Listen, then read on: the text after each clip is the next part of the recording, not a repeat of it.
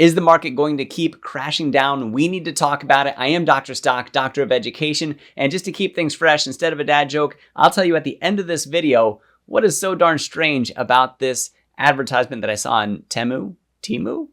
We'll check it out. All right, we're going to pull up the economic calendar, check out the GDP numbers that came in just this morning at 8:30. Also, initial jobless claims. We'll see how the markets reacted to it and talk about where they could possibly go from here. And then I'll also give updates on Enphase, Tesla, Nvidia, especially Nvidia, because we know that that is what is really leading the NASDAQ 100 around by the nose with a lot of the other big tech stocks that are out there. So with that said, let me put up trading economics.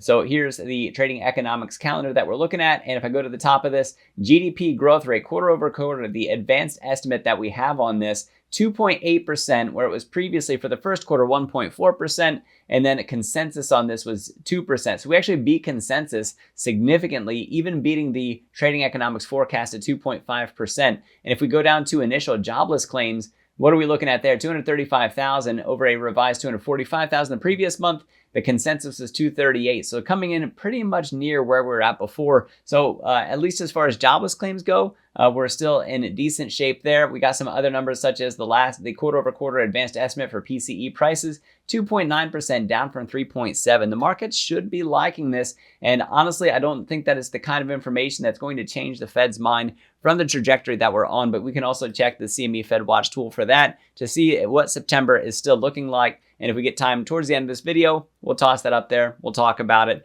In the meantime, let's get over to the charts on this thing and we'll start looking at what we're seeing with QQQ, SPY, and like I said, all the other things that I mentioned at the beginning of this. So this is the daily chart, and I have some technicals drawn on here for you. And I know it's a little bit overwhelming to read all at once. I'll just talk through a little bit. So we broke down through the 50 EMA and SMA, which is where we had this area of support, now resistance. Then we were able to free fall down into this support area. And now we need to like muck our way back out of that. And we're also in a near term bearish channel that we're looking at right now. So we could retrace from the bottom trend line here going back up. So we'll see if we get that bounce in the pre-market hours, seeing a little bit of a bounce, especially with those GDP numbers coming out, allowing us to retrace back up from coming off of this bottom trend line. And you can see what we're getting leading into the market open here. So we'll see what kind of bounce we get. I think it could end up being fairly significant, and potentially we see a next leg down from here. Like I said, we're going to really have to look at Nvidia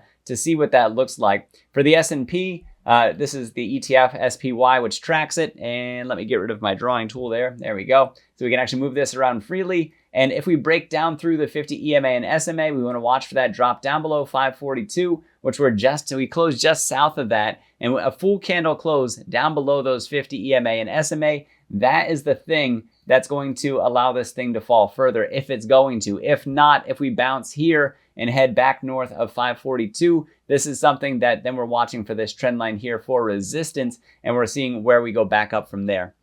For IWM, the small caps, interest rate sensitive area that we're at right now, being weighed on by the rest of the overall market with the sell-off that we have been seeing.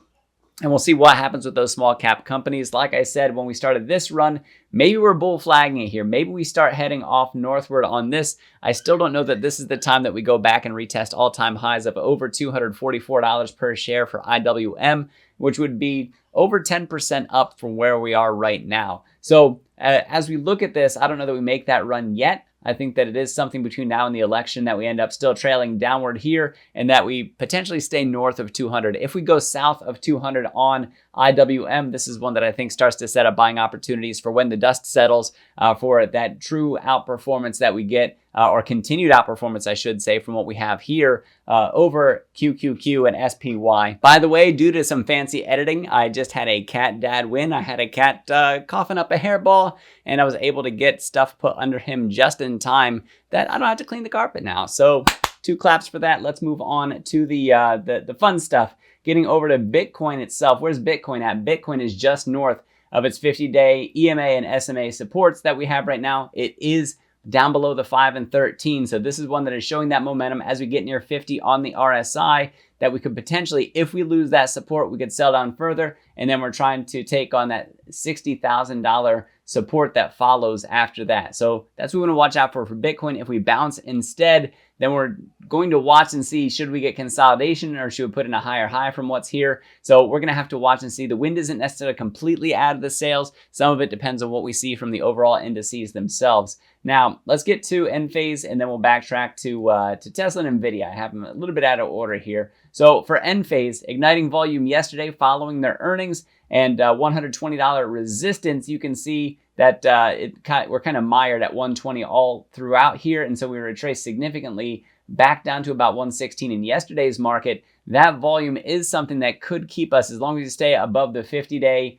and the 200-day SMAs that we have on here, which is this light blue up here and the yellow that's down here. As long as we stay above them, that is something that could allow us to have further upside appreciation on the solar stocks. They're not going to be immune to a market sell-off. So if the market continues to sell, that's going to put downward pressure or cause some drag and mitigate the run that we would see on Enphase. So just wanted to put that out there. As we're looking at it, is possible we go up, and we actually, since we already hit 120, if we retest it, that actually enables us to make a pathway back up to the top of the range. And you can see the range bound trade that we've been in from all the way down at 95 up to 138. And right now we find ourselves kind of a little bit north of middle in that. So we would have that room up to 130. If we're able to break 130, then we have room up to 138. And that would be a very good breakdown for that. Now for Tesla, this is the hourly chart that we're looking at. And GDP numbers really help this thing turn around. And you'll notice this support area from 210 to 216, and that we have this free rise and free fall area in between where we find support and resistance. Now, mind you, if I bring that down a little bit, you can see that resistance is 224 to 230. So if we come up and hit 224 and get rejected, then we could find ourselves retracing back down on this and then watching for that support, seeing if it holds again. If not, we have a free fall zone that could take us all the way down to 205, down to 200. And I think 200 is going to be very solid support. Plus 205 to 200 is also where we find it, the 200 period and in the 50 period, I should say the 200-day and 50-day moving averages. So if we go back out here to the daily chart where you can see that, there we go. So down here at just south of the 50-day is the $200 level, and what we have for the 200, which is actually coming through here. Let me hide that stuff so you can see. There we go. This yellow line right through here is the 200-day, and that puts us right about 205.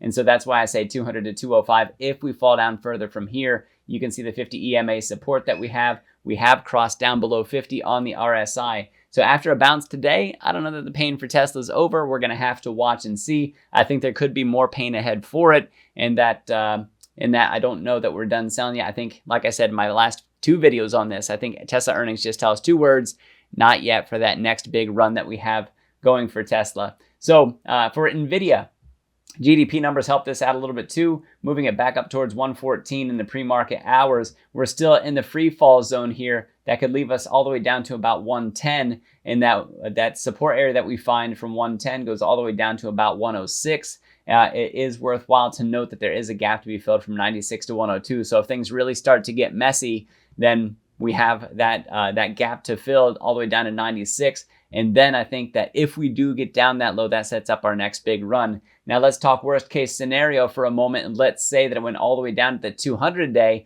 I think that would be the significant turnaround point for the markets. I think that would be one of the clear signals, at least for Nvidia, that you would have that. Now, do I think that we're going to get there? I don't think that we're going to get there. That would be a seriously crazy thing, in my opinion, to have happen. So it is something to worthwhile though to consider and to watch for that. If we go out to the weekly chart, by the way, on Nvidia, you can see where we're at here, that we're actually sitting just below the 5 on top of the 13. And that can actually act as support for us. And it's possible that we bounce from here, and then we can watch and see whether or not we confirm this trend line that's up here. I did say we had the gap to fill from about 122 to 125. We filled it, then we got the drop to follow. So now we'll see what this support that we have. If we retest the top and then fail to break it, then we could possibly start retracing back down from these earlier days that we have. So one other thing that I want to leave you with on this, if I was to put a Fibonacci retracement on here, there we go, is that 50 line that we have for the Fibonacci retracement is about at 108 from this low that we have back here back in April all the way to the peak that we had in the middle of June. So that, guys, that's what I have for you from the charts about the markets. It is possible that we see a further drop from here. We need to be watching those support zones and those resistance zones. If that resistance holds, sending us down lower. If the supports happen to hold, maybe we trade sideways for a little bit. But as they fail, that is something that could signal to us that we're just going to keep on going for a little bit from here. And I will say that big tech could be the thing that saves us. And if you guys want to see my buys and sells, you can do that by using the link for the Patreon down in the description. Click that, sign up, hop on over to the Discord to see my buys and sells. Talk to me and my community members. And I haven't forgotten about those shenanigans, by the way, on that Temu photo. Also down in the description, you'll find a link for a technical analysis trading course. You can click on that, sign up, and then get access to a technical analysis course that can help empower your portfolio through technical analysis trading. All right, guys, before I sign off here, for those of you who wanted to know what was odd about the Temu picture that I have right here for you, if you check this out, it says 84 inches in height. It says 55 inches wide. This picture is certainly not to scale, and you think that you see a man standing there, but I assure you that that is in fact not a man standing there, and I have some math for that to help convince you that what we're not seeing is a man. So let me put this up here for you so that you can see it. All right, so I put this into a Pages document, and on that Pages document, there we go. What I did was I checked the proportions of this photo, and I figured that this, it isn't quite right. How tall would this guy be, and what would his arm span be given the proportions of what we see in the photo, this extra wide, as they say, metal garage shelving? He would be about 5'7". For those of you not in the US who actually use, honestly, base 10 makes so much sense with the metric system. 171 centimeters. His arm span about 2 feet 9 inches, or about 84 centimeters. And just so that you guys know, you're probably aware of this, but just in case, these should be about the same for the typical human, that your arm span is about equal to your height. You can always check the Vitruvian Man drawing by Leonardo da Vinci. I almost said Leonardo DiCaprio, wrong person. Leonardo da Vinci, and then you'll find out from that that's not quite true. So let me scroll down here because I changed the photo to be more proportionate to what you should be seeing. This is more close to what we should have for 84 by 55. And this thing just not even 5 feet wide. Now, mind you, for a guy that's over 5 feet tall, according to this, so I adjusted the width of this image so that you would see that. Well, being that his arm span is so minuscule compared to his height, I figure it's not a human at all. Instead, what we have is a T-Rex. Rawr. Buy on Temu. So Temu, the ads I saw said Temu, but yeah, I've always said Temu. So we'll let the jury stand on that one. Honestly, I don't care how it's said, but yeah, that was a little bit misleading to show that image, and I hope that that's something that they catch and, rather not have that false advertisement out there, or that misleading advertisement. They should at least put the disclaimer that the drawing is not to scale, and the T-Rex wearing sunglasses that you saw, and clothes. So maybe a pretty advanced T-Rex. Maybe that's evolution at its finest. But yeah, that's what I have for you guys. Thanks for watching. Check out the links down in the description. And guys, as I always say, I am Dr. Stock, Doctor of Education. Remember, my friends, that learning is earning, and we'll see you in the next video.